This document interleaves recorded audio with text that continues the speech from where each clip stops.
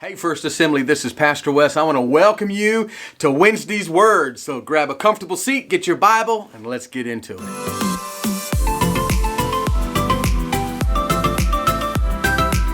Amen. Hey, listen, it's so good to be with you this evening, and I want to thank you for joining. If you are watching us tonight on Facebook, if you would take a second and hit the like button, and I want to encourage you to share this. Share this with your friends. Send a couple of invites. Send it out to people who need to hear the Word of God in this challenging time. If you're watching on YouTube, if you would take a second and hit the subscribe button, that would help us and would also keep you connected to all of the things that we post. Please comment. Let us know you're there. If you've got a testimony, we want to hear it and celebrate with you. If you have a prayer request, we want to lift you up and stand with you in prayer. I still believe that God is a God that does miracles. And so maybe God has a miracle for you tonight. So let's agree in prayer together. We have taken the last couple of weeks and we have talked about or started a series dealing with our hearts, because everything flows out of our hearts. Again, Proverbs 4:23 says, above all else, guard your heart, for everything that you do flows from that. I love the way the New Living Translation says. It says, for it determines the course of your life. And we've been looking at this very core question of how's your heart? Not how's your family, not how the kids, not how's your career going, but how is your heart? Because out of our hearts flow the things that navigate our very lives. And we all know this, that something that is in your heart will always find a way to surface. When you're angry and you carry that in your spirit, it's going to find a way to be expressed. If you are someone who carries grace in your hearts, even when life hits and tough situations come, you will find it is grace that gets expressed when that is what you carry in your heart. Because the truth of the matter is, what is in you will come out of you. And of all the things, of all the emotions that get filtered through our hearts, sometimes things get stuck. Sometimes some things are easy to process through and pass out of our lives. And sometimes things just stay and we have to deal with those things. If left alone, they can be damaging. If engaged in those things, we can move them in a healthy way to the place we want to be. And a damaged heart will express itself through words and through actions. And so I asked you a couple of questions last week. Have you ever seen in your life where your heart leaked into conversations? How does your heart affect the relationships that you have right now? And this is why we have to guard it, because life can be tough. And when our hearts feel pain, when our hearts are wounded, one of the first things we want to do is to get away from that situation. And so we develop coping mechanisms and someone hurts you, someone betrays a trust, and our response is to build a wall and say, I'll never trust anyone again. Well, that's hard to live. And even if you're able to live it, it's damaging to our lives because we're created in the context of fellowship, for fellowship. Someone breaks your heart and we say, you know what, I'll never love again. And so we go through our life keeping everyone at arm's distance and arm's reach, and yet our hearts long to be loved. We long to be known. And so again, damaged hearts kind of create more damage in our lives and in relationships. And so that's why you find people that you would define as hard-hearted. That's why you meet people who have kind of built walls in their lives and they're hard to get to know, because they've experienced things in their life and their hearts have now responded to that. Because once we get hurt, we don't want that to keep happening again, and so we learn to avoid. And one of the things I have said, and I believe, is that often we don't need to avoid these things, but we need to embrace these things. When your heart has been wounded, don't ignore it. When your heart has been damaged, don't let it be. We have to engage these things, because when you bury these things, I'm telling you, this stuff is like a seed that's buried. It begins to take root and it begins to grow and it begins to affect our lives, and our hearts affect everything that we do, not just in the negative situation, but in every situation. And so when we carry secrets, when we carry shame, these things affect our lives and relationships. And the thing is that when something affects our heart, they are eventually going to influence and impact our relationship relationship with God. I told you last week, I've known people who no longer are walking in a relationship with God, but it didn't start as a theological issue. It's not where it was birthed. It ended up a theological thing because you kind of have this drive in you to justify why you feel what you feel. But most of the time, it starts off because something happened in their life. That was a painful, hurtful situation. Someone did something to them, and they just could not get past it. Something happened to someone that they love, and they could not get around it, and it caused them to struggle in their hearts, and a damaged heart will begin to erode. A damaged heart doesn't grow stronger, it grows weaker. And it happened that it affected their hearts towards God, their relationship to God, and they end up in these places. But it's more. The heart is a big deal. And your heart is a big deal. So we talked about 4 core things that are going to get further into today. And we're going to deal with 2 of them that get stuck in our hearts and affect everything we do. Guilt, anger, greed, and jealousy. Now those are the 4 that I've picked, but you may have others that have kind of just leapt to the surface of your life. You know, you're listening and say, hey, Pastor, those are good, but man, I think this one is something that's impacted my life. And if you find those things and you're kind of doing a dig down and God's elevating some things for you to look at and engage in your life that have to do with your heart, listen, dig down on those, embrace those, and see where the Holy Spirit is going to lead you. But these are the 4 that I'm going to dig down on because I think what they do is they create in us and in our relationships a debt-debtor relationship, and that is a big deal with me because it creates an imbalance and it breeds unhealthy mindsets, unhealthy actions in our relationships. And because we're created for fellowship, I think relationships matter.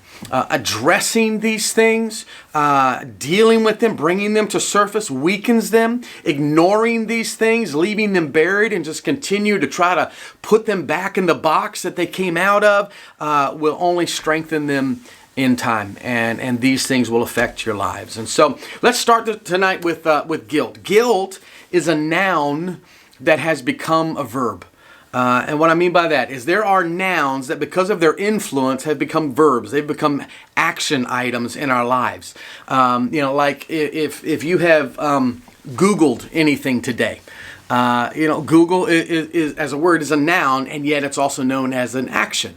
Hey, I'll go Google something. And we say those things. It has become a verb to us. And guilt is kind of like that.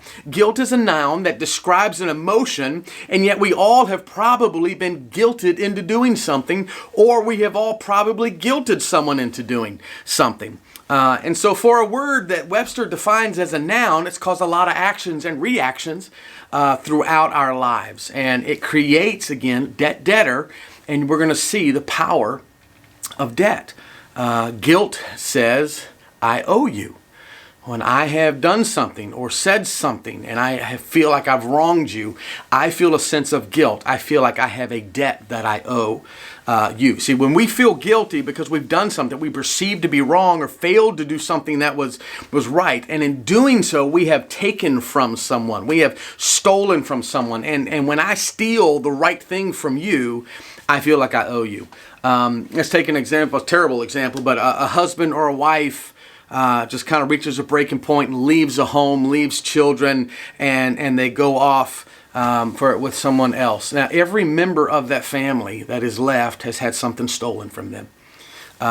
Because everything is different. Something's been stolen from that marriage. Something has been stolen from their future. Something has been stolen from the reputation of that home and that name. Something has been stolen from the children and what it means and what that person meant to the home. Holidays, traditions, things have changed. And often the person leaving doesn't really think about it in those terms because they're just looking at what they have gained in this new thing. And it tends to stay that way until something makes them feel guilty. Like the first time a child looks and says, Daddy, why don't you love Mommy anymore? Mommy, why don't you love Daddy anymore? It's in that moment that all of a sudden you realize that you've taken something and the guilt sets in and those things impact things. Now they feel guilty and now there's a debt-debtor relationship that's been established.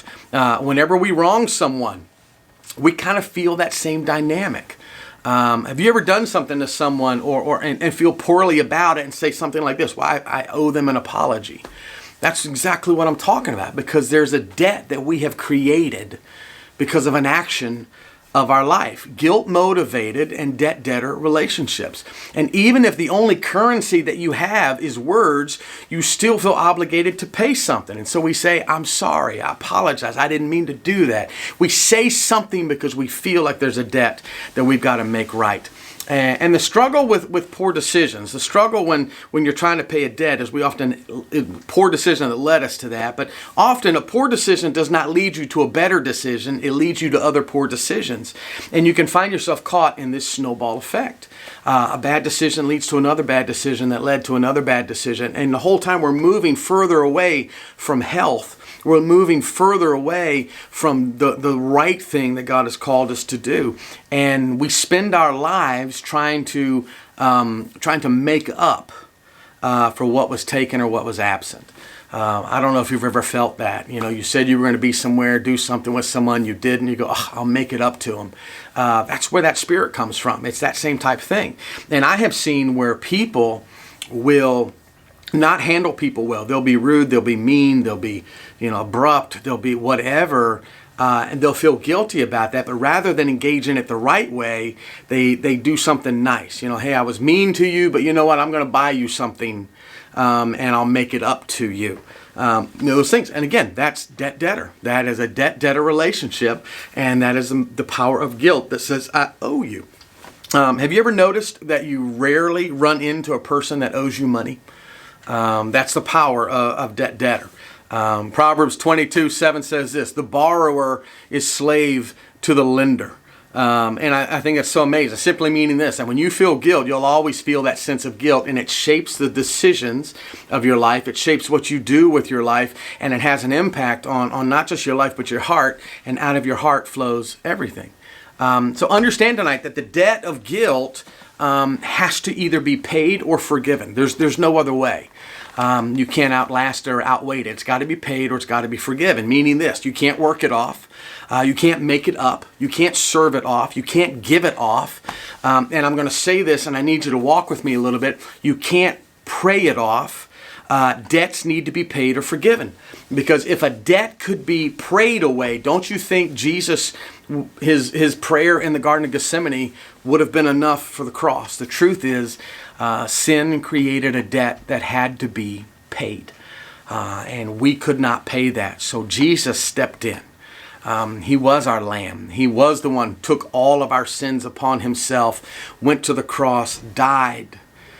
3 days later, rose again, and now offers you and I, because debts have to be addressed. He doesn't hold it over our head to manipulate us, but rather he offers you and I forgiveness through a relationship with him. And I don't think he wants debt to control our lives today. So if guilt says, I owe you, anger says you owe me. When you are angry, it's someone owes you. We tend to get angry when we don't get what we want.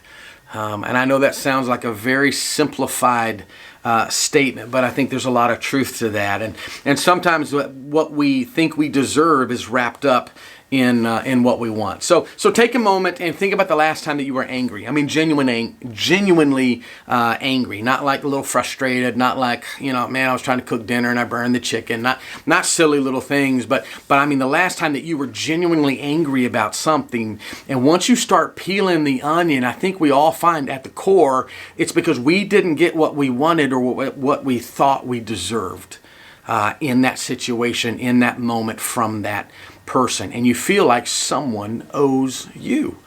They owe you an explanation. They owe you an apology. They owe you time. They owe you effort, energy. Someone owes you. And I want to say this: when you, if you could show me an angry person, someone that carries anger in their heart, I will show you a hurt, wounded person. And I can almost guarantee you that the person is hurt because something was taken from them. And because something was taken from them, they feel like somebody owes them something. You stole an opportunity from me. You stole my youth from me. You took my first marriage from me. You did this. Yeah? And the root of anger is the perception that something has been taken and something's owed. And again, here we go, right back to the debt-debtor relationships. That are such a powerful thing. And so often when you feel like someone took something from you and you feel like you are owed, our senses, our flesh thinks the only way to make it right is to get payback. And you know what? Sometimes we walk in those things, but payback is not the answer. I mean, if I forgive them, then and they got away with it. And so they need to pay or else they're going to do it to somebody else. And I understand that. I hear you. The struggle is that there are some things that just simply can't be paid back. There are some things that equation just will not work and will not lead you to health. You know, if mom or dad weren't a part of your life from 12 to 20, but now they are, you know, I celebrate that they are a part of your life now, but you can't go back to when you were 12. I mean, you don't get to re-experience all of those things. Those things are gone. Those things are lost. You can't go back. And it is a very painful thing for people who live their lives waiting for a debt to be repaid that can't be repaid. And anger, like a lot of things, rarely stays where you put it. It rarely stays in the box that you put it in. And maybe you went through a situation with someone or something and you were wronged. And you feel tonight justified. I'm owed. They did me wrong. And your anger was in that box. It just never stays there. Anger all of a sudden tends to leak out. It tends to be generalized in our lives, and we can end up, instead of angry at a person, angry at a lot of things, and we carry this spirit. And you know, he broke my heart. I'll never trust another man. I'll never, you know, she left me. She broke. I'll never trust another woman. You know, bosses, they just use you and throw you away. That's all they do. And you know, anger never stays in the box you put it in. It tends to broaden out, and you will find that there are people who really deal with anger issues. Often nothing you do can please them. You know, when you're around someone who has anger issues, you just think, oh, if I can do it right, if I can act right, if I can do it the way they want it done, and then they'll be happy. And I'm telling you, it doesn't work like that. Anger doesn't allow that to happen because there's always something wrong.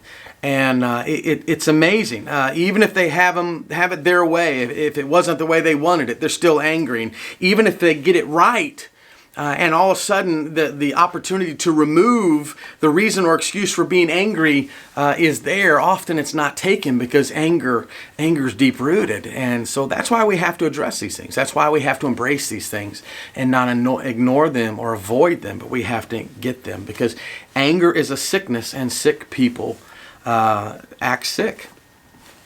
You know, hurt people do hurt things, and that's how that goes. And so this series has really been about, how's your heart? How's your heart when it comes to guilt? Is there anyone? Are there people whom you feel you owe, that you've wronged? Are there people in your life right now that you're avoiding? How's your heart when it comes to anger? You know, you might look yourself in the mirror and say, you know what, Pastor, I'm not an angry person. Well, here's my challenge for you tonight is, I appreciate the fact that you're looking at yourself in a mirror and saying I'm not an angry person, because we know how we justify things. But what if you sat down with your closest friends? What if you sat down with your spouse or your children and asked them, am I an angry person? Do I get mad a lot? And my challenge is this, that if you do that, if they seem hesitant to answer, that may be an answer. If they begin to answer and all of a sudden something rises up inside of you and you feel the need to interrupt them or cut them off, well, that tells us something. How's your heart when it comes to anger? Anger gains its strength from secrecy. And so believe it or not, to discover that you may have anger in your spirit feels like a bad thing, but it's actually a good thing. And I promise you, it will only be a shock to you because everyone around you already knows that you're an angry person. The people closest to you already know. So think back. You got to dig down. When I talked about be a student of yourself, these are the things I'm talking about. Think back in your time, in your life, in the way that you were growing, and think back to the moment. When was anger poured into my heart? And rather than hide that, rather than build walls around that out of embarrassment or shame or whatever, talk about it. Open up about it. You see, buried things grow. And these things, they're strong in the dark, but they get weak in the light.